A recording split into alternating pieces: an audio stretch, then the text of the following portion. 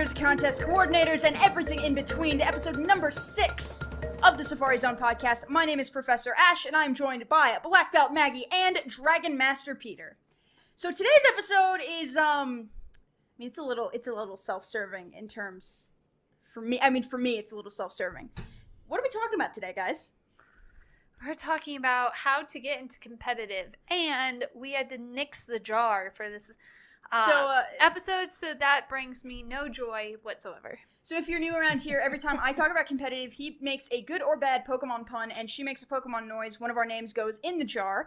And for this episode, we just had to nix the jar because the entirety of the episode is about competitive, and I don't want my name in the jar every 2 seconds. I actually had to write notes for this one because there's a lot of stuff that goes into competitive battling. 1 second, let me pull them up here. So the first thing I want to talk about for competitive battles is what do you guys think competitive battles are like? Based on everything that you've heard me talk about, all of that stuff, what do you think a competitive battle entails? Running around with an egg in your team. That's competitive preparation, and we'll get to that. But the battle itself. Attack. See, that's the big misconception. 95%, what I think of a competitive battle is proper setting up, meaning with entry hazards status, and predicting, knowing when to switch, knowing when to get the type advantage and get the jump on your opponent and predict their switch and hope they don't predict your switch. That's 95% of what competitive battling is. And of course there's the attacking and the whittling down of health, but how you do that is where the strategy is. So I want to preface this by saying I'm not a master of competitive battling by any means whatsoever. I'm all right. I'm kind of middle of the road. And I also didn't put every little detail in this list. This is just going to be a brief overview for these two who have never experienced competitive battling before. So I want to start off by talking about how you play and who you play with. So there are 2 main leagues, quote unquote, for competitive battling. OU and UU. We'll get to that. No. There's VGC, which is Nintendo's official, and that stands for Video Game Championship, which is Nintendo's official authorized, that's where tournament play is, a lot of the tournament play is, and stuff like that. And then there's one that's almost entirely fan-run called Smogon. The main difference between the two is that Smogon is a fan-run community, and it's more often than not single battles, and VGC is double battles. And double battles and single battles are completely different. I've only recently started getting into double battles, so I can't really speak about VGC too much, but I have done Smogon for the past 5 years, so that I do know a little better. So Smogon, the thing that you need to know, first thing is it's a tier-based system. So from Ubers to Little Cup, you have Ubers, which is all legendary Pokemon, and Pokemon like Mega Lucario, Aegislash, stuff like that, that's just too powerful for the lower tiers. Then you have OU, then UU, OU, which stands for overused. So all of the which stands for underused. Yes. So all of the tiers are based on usage statistics, and it's all voted on by the community. So you have OU, which is overused. That's your Greninjas, your Charizards, your Garchomps. Not Mega Garchomp, because I'm pretty sure Mega Garchomp is Ubers, but I don't know. All of those kinds. All I have to say is mine is illegal in the lower levels. No, your Mega Evolution is illegal. The Mega Evolution. She's holding up a Lucario plush. This is an audio podcast as well as a video. I'm sorry. I'm holding up a So you have OU, which is overused, UU, which is underused, RU, which is rarely used, NU, which is never used, and PU, which is nasty. Exactly. It doesn't stand for anything except, they stink. My tier of choice is UU and below. I never play anything above UU. My favorite tier is RU, because right now it has a lot of my favorite Pokemon in it. It has my boy Jolteon, one of my favorite Pokemon's Milotic, Pokemon Milotic, stuff like Beware and Porygon 2, and I think it's just a really fun tier, but not a lot of people play in it, unfortunately, because everybody plays in OU. So you guys confused about that at all? Isn't it like Leafeon and Glaceon in UU? No, they're in PU. Last I checked. Are you in PU? I guess. That's all about UU. Those are my favorite. No more puns about UU. Okay, so that's all right, I'll just get an Uber out. That's what, Take an 3? Uber and go 4? home. 4? Is that 4? He has 10. He has We're giving 10 him puns. 10 puns We are today. giving him 10 puns, and after 10 puns, we have to put his name in the jar. So we're at 4 puns so far. So you guys aren't confused about No. any of that? Okay. So here's where it gets fun and incredibly frustrating. Smooth move. She's knocked the iPad on the table. I'm sorry. Here's where it gets fun and incredibly frustrating: breeding. So what do you guys know from just hearing me babble on about breeding? I'm so confused. You basically have to have boxes and boxes and boxes of the same Pokemon because you want the right nature and ability and certain specs based mostly on their temperament. That's not exactly right. You're like half right. So what you breed for primarily are IVs, natures, and abilities. So IVs stand for individual values. So each Pokemon has a total of 6 IVs, and you want to max out all of those IVs in a particular stat. Now, I never breed for 6 IV Pokemon because it's unnecessary. Most recently I was breeding for my Milotic, for a competitive Milotic. And I had a Feebas which had 5 perfect IVs. One that was bad in attack. But since Milotic doesn't need a physical attacking stat, I didn't need most of it special. Yeah, it's special. It's completely like a HP and physical defense investment, and we'll get to that later.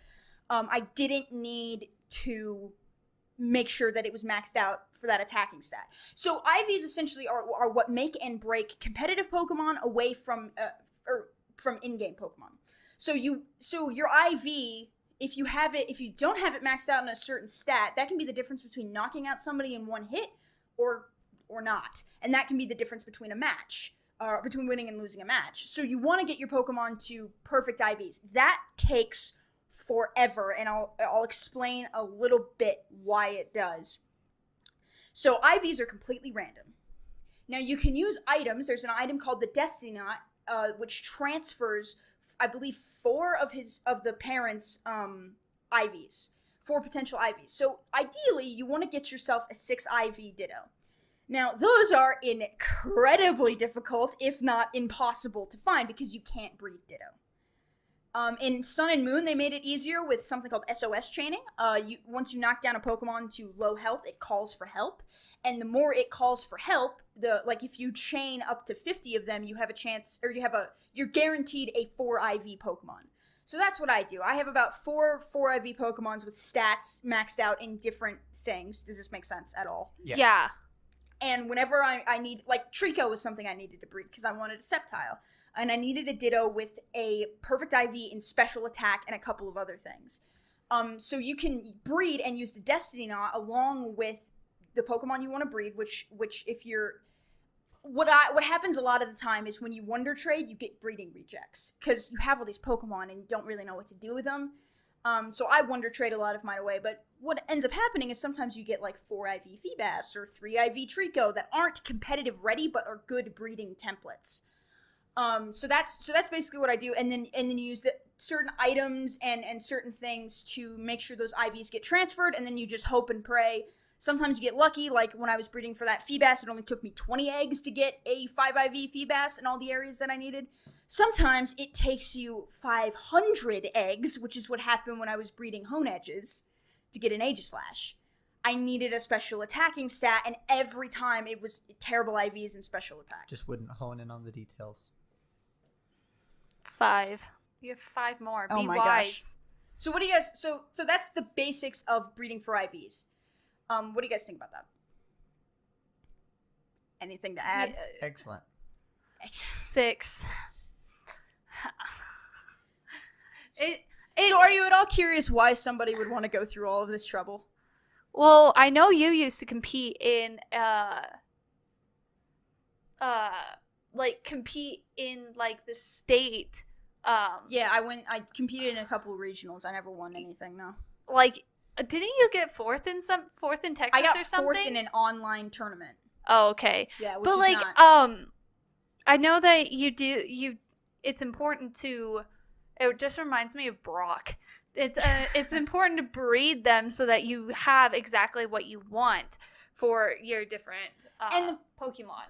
There is an aspect to it that's like, it feels kind of bad because, of course, you want every Pokemon to be special. And something they did in Sun and Moon was give you the ability to train up those IVs after the fact with bottle caps and hyper training, which I never use because it's harder and more of a pain in the butt than just straight up breeding for IVs. And I enjoy breeding. It's kind of monotonous, keeps your mind off things. Yeah, but you do feel kind of bad, but you can't compete at any kind of level, even if you're just screwing around with the battle spot online, unless you have Pokemon who are bred for IVs and EV trained. We'll get into EV training later. A few of the times that she's tried to describe some of the competitive stuff, and I've started trying to think about what I'm doing in the games, Pokemon Go, any of the DS, Game Boy, and all those kinds of games, I always feel like I'm turning into Paul. Yeah, I mean, it does feel a little bad. And that's kind of like what the attitude you need to take with it, because there isn't really much emotional ties until you get to like Sun and Moon, where you can't even possibly deny the helpfulness of Pokemon Refresh. Yeah. I mean, and like I said, it does feel kind of bad, but after a while, you're just like, I want to be able. It's a video game, and I want to be able to compete at any kind of level, even if I'm just messing around. So you have to do this. You have to breed. The other thing you need to breed for is natures. So I have a natures chart here that I thought might help you guys, and I'll put it up on the screen for the YouTube folks, and I'll just try to explain it the best I can for those of you guys who are listening on iTunes. I'll also put the link for it in the description and the show notes as well. So natures, each Pokemon has a nature, and each nature buffs a certain stat while decreasing another. So if you take a timid nature, for example, it gives a buff to speed and a decrease in your attack stat. So, like, if you're running a physically offensive Pokemon like Beware, is a very physically offensive Pokemon. It has a high physical attacking stat. So you want to. So I also didn't explain this. Sorry, I'll get into this right now. So there are physical moves and there are special moves. Certain types have a proclivity, like Electric have a proclivity towards special attacking moves. While like Fighting type is a physical attacking type. Obviously. So each Pokemon has base stats.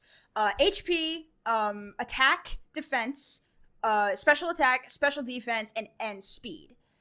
So each Pokemon has something like a Jolteon has a really high speed and special attacking stat. So what I do on a Jolteon is I run a timid nature on it. So you get a buff in speed and a decrease in attack. Since you're not using that physical attacking stat, since you're only using special attacking moves, it's not as important. And that's how you can get away with dropping IVs in certain areas and stuff like that. So these natures here, I'll let you guys see this real quick. It's just a full chart of the buffs. It's got the buffs right there and the decreases right there. I don't read Japanese. It's at the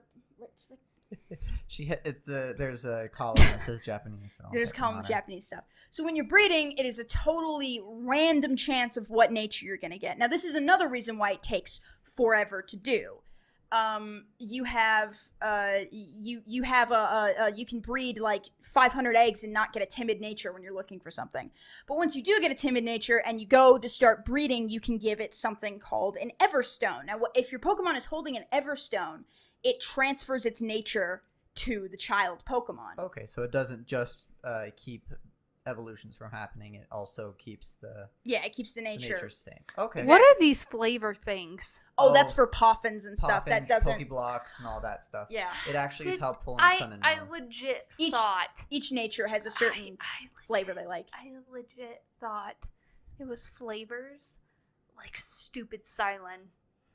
Like, that battle has such a spicy flavor to it. Like, that probably is where they're able to base a lot of his dialogue on. Oh my gosh. So yeah, Silent is the most annoying person on the face of the planet. We've talked about it. Oh, you still reading? I'm still reading. So yeah, so it's all about finding the right for breeding. It's all about finding the right combination of IVs, natures, and all that stuff, so you can start with the next phase of training up a competitive Pokemon. So I want to spend the last few minutes here before we go to the break, just kind of talking about a lot of this stuff. Does this stuff even kind of interest you guys? the monotony and the mechanics and battling at a competitive level. Just from what I've shown you, this is just stage 1 and how much work it takes to make one Pokemon competitive ready. I like the games, you guys. I really do. But I don't play them every day. Like, he got me Sun and Moon for, what, Christmas? I got my her birthday? son for, like, her birthday last year. For my 21st or my 22nd birthday? 22nd, I For believe. the wedding present? No, just... Guys, it so doesn't that was matter. my 21st. Anyway, so he got me the game 2 years ago, and I think I'm only on the second island. I don't play the games that much. They're fun, they're interesting, but I much rather enjoy the anime. And so this doesn't really interest me that much just because I personally love the anime. But if I ever got more into the games, then I definitely would want to compete. And I do want to get more into the games. So maybe in the future I'll compete. But right now I just kind of like the anime a little bit more than the video games.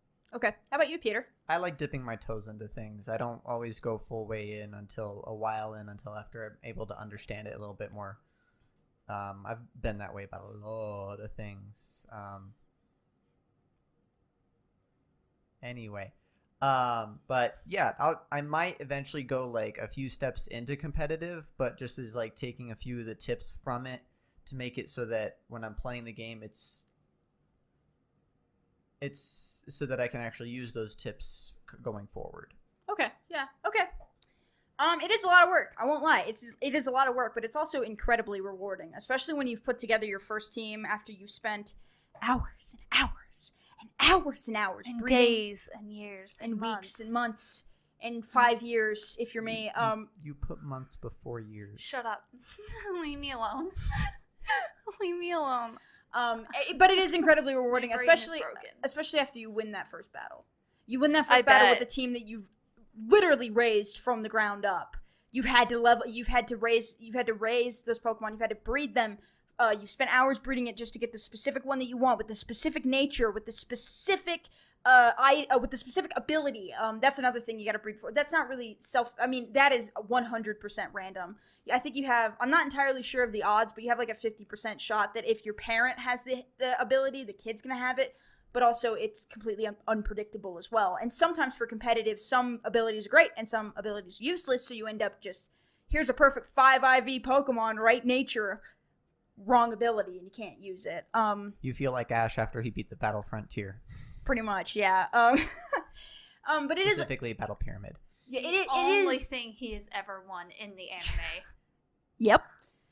It is extremely difficult, but it's also extremely rewarding. And I would encourage anybody, hopefully this doesn't scare you off. I just kind of wanted to give you guys kind of an overview of competitive. This is just the breeding part. We're going to get into EV training and actual like battle mechanics and items right after we come back from this break.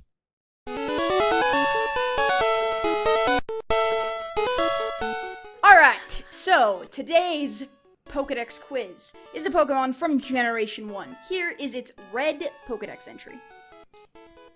When it targets an enemy, it charges furiously while whipping its body with its long tails. Is it Ninetales? No. Tauros? Hey! Good job! Yeah, it is Tauros. Okay. Those are the only 2 Pokemon that I know have, like, multiple tails. Congratulations, Maggie. I'm so proud of you. 2 weeks in a row. Did you have a guess? You guys. Did you think it was Tauros before she said it? No, I was thinking Ninetales, and I didn't even think about Tauros. I was hoping it would trip you up and you'd say Ninetales. 2 weeks in a row. I'm you proud. guys. I am 2 proud. weeks in a row. Boom. Congratulations, Maggie. That was the first one I don't think I actually knew at so all. very Yeah. proud of myself. Yeah, I'm impressed. I'm surprised So it was very proud Tauros of that myself. stumped you. It's not a very common Pokemon to think about the Pokedex entry. They Yeah. haven't done a Pokedex entry since, like, the Safari Zone. Yeah, that's a good point. I mean, Ash has 50 of them, because in that Safari Zone So many. anime episode, he caught like 50 of them because they kept running in front of his Pokeballs. I've always had a really soft spot for Tauros. It's one of my favorite Pokemon. I think, what, It's 3 out terrible, of the though. I 6 wish it was actually times in usable. the anime that he goes back, they run him over. Yeah, that's the whole shtick with the Tauros, is they run him over. So yeah, congratulations, Maggie. Yay. All right, so the next thing I want to talk to you guys about is the actual battling mechanics. Hey, we're finally getting to it. So you have breeded your Pokemon, and now it is time to train them for battle. So how you do that is EV training, which stands for effort values. I keep thinking Eevee as in like Eevee. Yeah, like Eevee, the Pokemon Eevee. Yeah. Let's go. So how you EV train, or what, actually, 7. let's start this off. What are EVs? EVs are, as I said, effort values. And you want to put EVs into specific stats. You get a total of 252 EVs. So you can max out 2 stats with 4 left over for a third stat.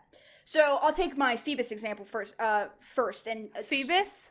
Feebas, whatever. Feebas. I'll take my Feebas example for the first thing. So I have a Feebas with 4 IVs. Phoebus. Anyway, go. Sorry. Shut up. So I want my Feebas to be very bulky because my Lodic is a naturally bulky Pokemon. So I put all of my EVs into HP and physical defense. So that means What do you mean by bulky? Do you mean like bulky in? can take hits. Can take hits and survive. Okay. Sorry, I should have explained that. There's some of that terminology. You have bulky Pokemon, you have sweeping Pokemon, you have glass cannons, you have all sorts of things, setup Pokemon, all sorts of things. And all of them are different pieces of the puzzle that comes with team building, which we'll talk about in a second. So with EVs, you want to max out EVs in 2 stats. So for Feebas, I put it in HP and defense. I had 4 left over after my 252, and I put that in special defense. Because again, I want my Milotic to take hits, and be able to put in some work and last long in the battle, set up things with Toxic and other things like that. So each Pokemon is built differently. So if I was going to say, like my Jolteon, for example, I put all of my EVs into Special Attack, which is its highest stat, which means I'm going to get the most out of moves like Thunderbolt, Shadow Ball, Signal Beam, and Volt Switch, which is a common set that I run on Jolteon. So that you're getting the most effect out of your training. So how do you get EVs? Well, it used to be, back in the old days, from, I believe, Ruby onward, you defeat a Pokemon in battle, and that gives you 1 EV in whatever stat. So take Magnemite, for example. You defeat 1 Magnemite, it gives you 1 special attack EV. Okay, so it's based on the Pokemon that it used to be that it was the Pokemon that you were defeating. Yes, so it's the Pokemon that you defeat. So you defeat 1 Magnemite, that equals 1 special attacking EV. At least that's how it is in Sun and Moon. I don't know how it was back in the old days because I didn't do this before Black and White 2. So in Sun and Moon, they made it a lot easier for you to do this. It used to be you had to defeat you need however many in your special attack. If you want to max it out, you need to defeat that many Pokemon. I can't remember exactly how many you need in each stat. I just know there's 252 total. So you sit there and you try to find and defeat 100-something Magnemites. With Sun and Moon, they made it a lot easier. Because of the help, they call for help. Exactly. So you can knock a Pokemon. I see how it's beneficial, but I still hate that. Yeah. So it's very annoying when you're going through the game. I like it because when I'm doing it, it just keeps growing the Pokemon's level, then goes 1 down, and then keeps growing the level up again. I've done Magbies and Magmars have shown up. Yeah. If you do it with a Bagon, a Salamence will show up. You can get a level 13 Salamence to show up. I hate it. Yeah, if you just knock down Bagon after Bagon, you have like a 15% chance that a level 13 Salamence comes up. I know what I'm doing tonight. So in Sun and Moon you have the I still hate it. You have the SOS battles, which means when you knock them down to low health, they'll call for help. So you just get repeats and repeats and repeats and repeats. It's like we were mentioning with the Ditto earlier, trying to get good IVs. So it's a lot easier. Also, they introduced items. They introduced the bands. So there's like Power Band, something anklet. There's certain items that you put on which will make it yield 8 IVs instead of 1. So you put that item on your Pokemon. Again, I can't remember the specific names. I should have prepped better than this. You put that item on a specific Pokemon, it yields 8 IVs.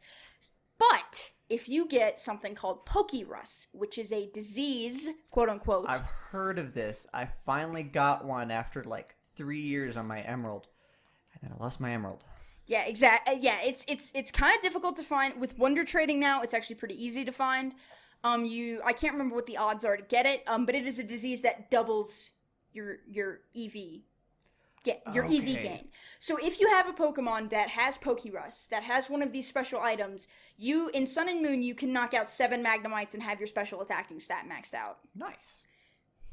How is it a disease then? It's just something that occurs in your and then you go to Nurse Joy and it says, "It seems like your Pokemon has been infected with Pokerus. We don't really know that much about it, but they don't seem to be hurting or anything, so have a nice day, move on with your life." That's fantastic. Yeah, there exactly. were really bad rumors going on during the Hoenn region area. Before people knew what it was, people freaked out and were like, you have to release it and all this stuff. It's just a weird anomaly that happens in the game. They wouldn't put it in the box because they thought it would disease the entire box, and if you get like more than one Pokemon diseased, it would fry your game, is what a lot of people thought. Yeah, So, Emerald, Ruby, and Sapphire were like high in the speculation era of Pokemon when the internet really wasn't a thing and people didn't really know what was happening. Really it was look the it beginning up. of the internet, so you were believing everything that was there. Exactly. So that's EV training. So you want to so that's how you max out stats. And it's literally it used to be in X and Y there was something called super training, and it was a very stupid soccer mini game. And each mini game would like give you EVs and whatever stat. With Sun and Moon, they completely got rid of super training. I don't know if you've ever played an X and Y, the soccer mini game thing. Yeah, I did. Yeah, exactly. They completely scrapped that in Sun and Moon, which I'm happy about because it is just so much easier now to EV train. It doesn't even take that long. And that's the thing that I kind of wanted to mention as well. It's gotten significantly easier to do this over the past few years. Back in the Diamond and Pearl, Black and White days, this was a lot harder to do. They didn't introduce these items that made it super quick.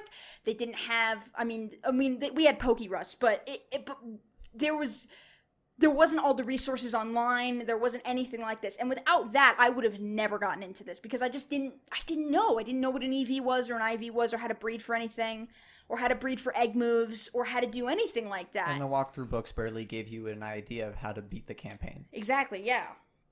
So that is breeding and training. The next thing I'm going to do is kind of briefly go over battles. So when you're picking a Pokemon for a battle, now this is what I normally do. When you want to start building a team, I normally pick one Pokemon and build the team around that.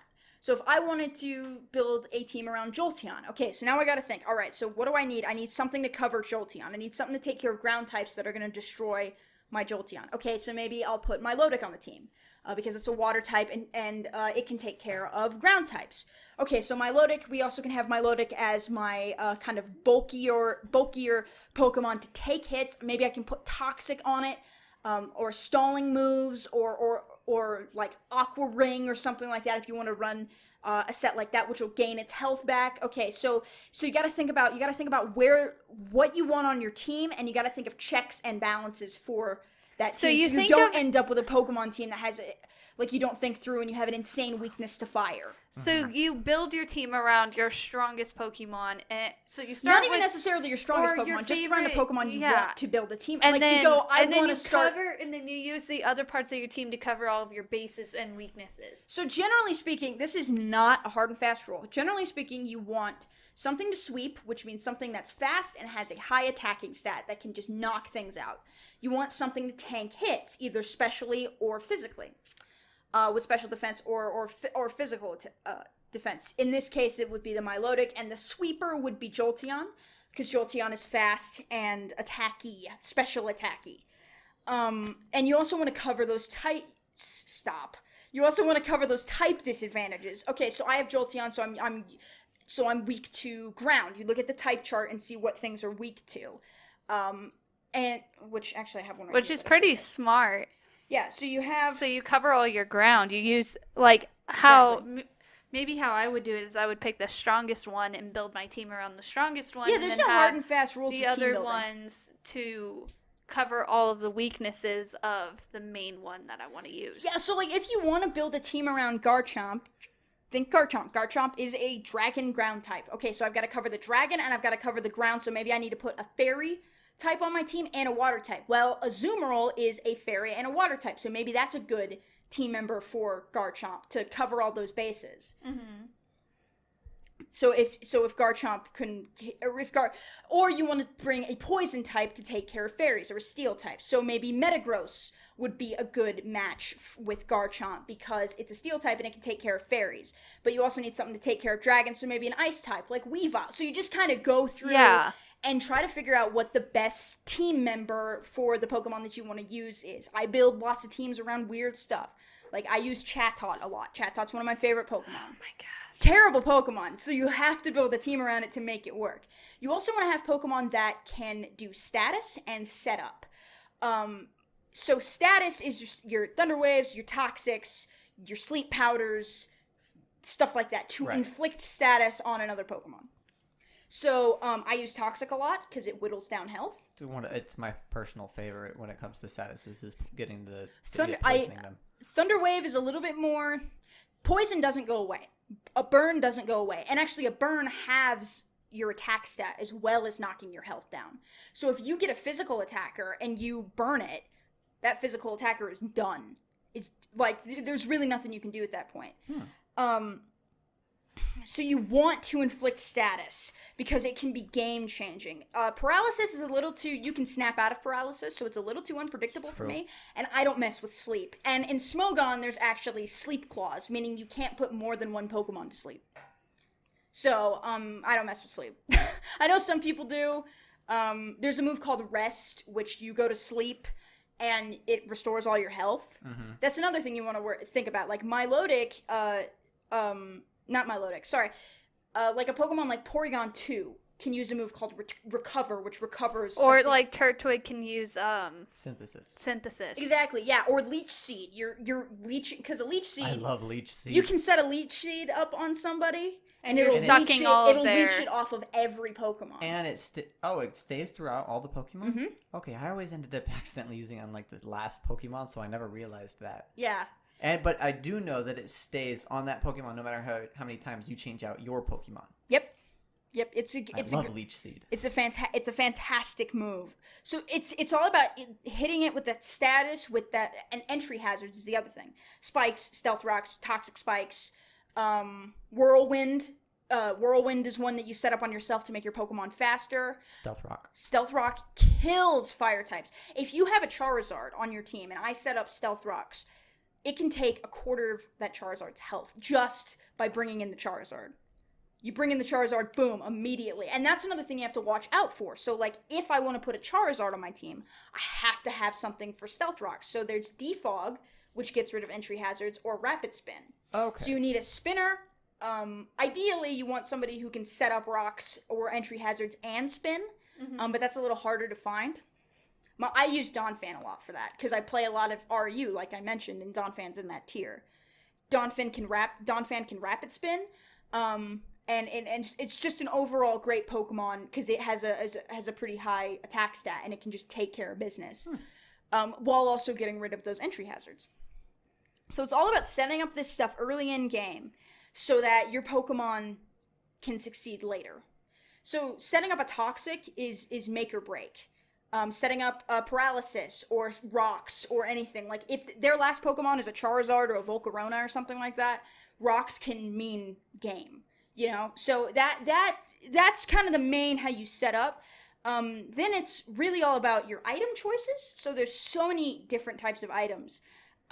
There's Leftovers, which restore your health, a Choice Scarf, which make you super fast, but you're locked into the first move that you use. And actually, I have a funny story about Choice Scarves. So I was doing a Pokemon battle on Pokemon Showdown, which is a battle simulator. And I had a Rotom Heat, which is an electric and fire type Pokemon. Love Rotom. Yeah. Rotom's awesome. I love Rotom. So I had a Rotom Heat. I had a Choice Scarf. The girl who I was battling had a Gligar, which is a ground type. Now, Rotom Heat, here's where you really need to worry about abilities. Rotom Heat has an ability called Levitate.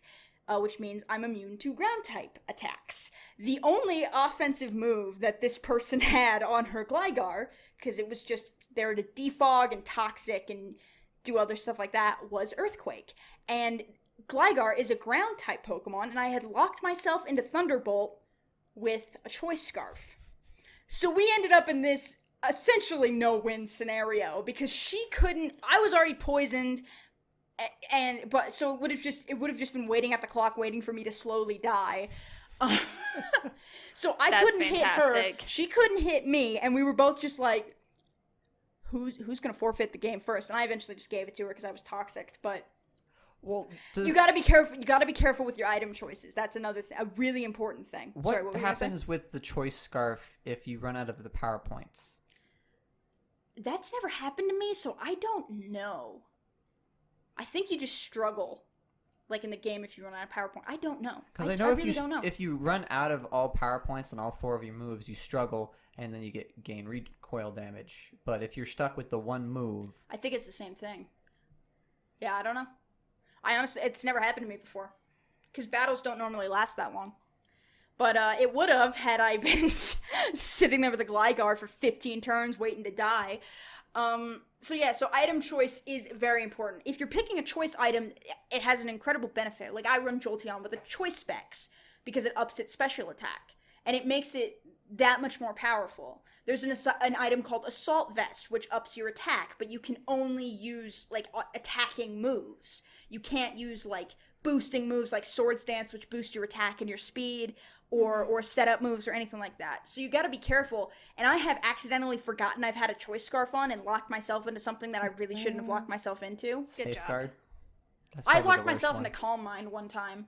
That was not fun. I had a Giraffe rig and I locked myself in a Calm Mind. What does that one do again? I forget. It raises your special attack and special defense. Okay, at least it does the defense. It could have been worse. Yeah, so I was just kind of sitting there, and this was actually in a multi battle with 4 other people, and everybody else was like, "What are you doing?"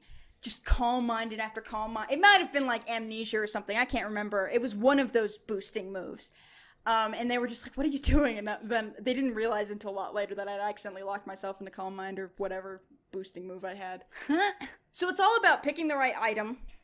It's a very strategic part of the game. Very strategic. And an item can make or break the game as well. If you put a choice scarf on a Garchomp, you're pretty much screwed. It's always going to be faster than you. And you never know what items somebody has, too, because it doesn't say. Like, you get a team preview, so you know what their team is, but you have no idea what item they're running. They could be running anything.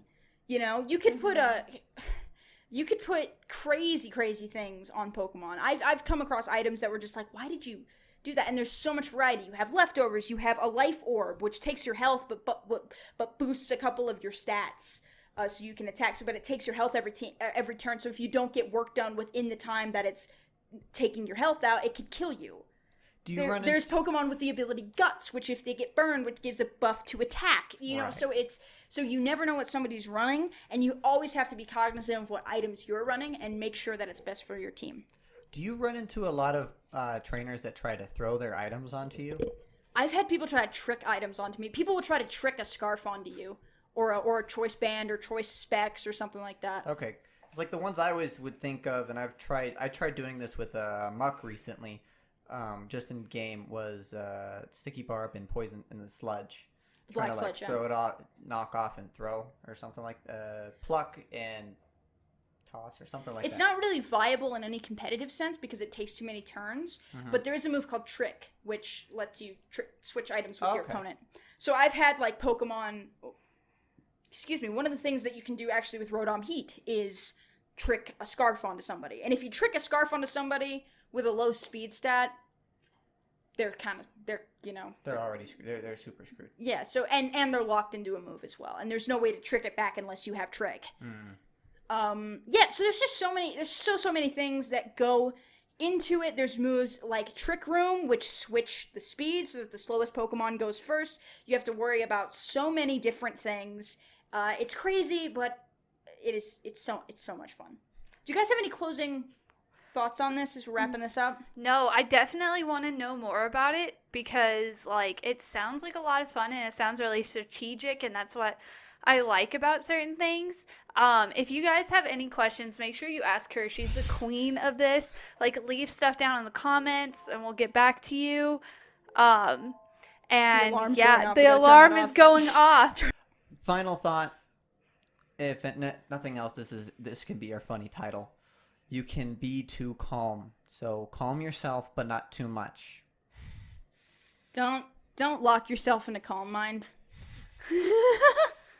Just don't do it. Just don't, know your items. Remember you put a choice scarf on your giraffe rig. And have Stay a nice calm day. and choice scarf. Keep calm and remember you have a choice scarf. Oh my gosh. Another T-shirt idea. t-shirt idea. We have so many t-shirt ideas, you guys. But nobody to buy t-shirts. Yeah, like tell your friends about the podcast so we can actually make these ridiculous t-shirts. I mean, I'll make them and wear them myself. Right? But, I really Same. want, and I it's kinda on like want to. bronzong t-shirts. Right? Yes, I do too. I still want to get that as a bumper sticker. Yeah. Oh my gosh. Same. Yeah, so if you want to get more of the Safari Zone podcast, you can follow us on Twitter at Safari Zone Pod. You can subscribe to the YouTube channel and subscribe to us on iTunes to keep up to date with whatever nonsense we're doing here every week. And of course, you can find us at butwhythoughpodcast.com. We are members of their community and their wonderful website. And I also occasionally, I didn't mention this on the show before, I occasionally write for them.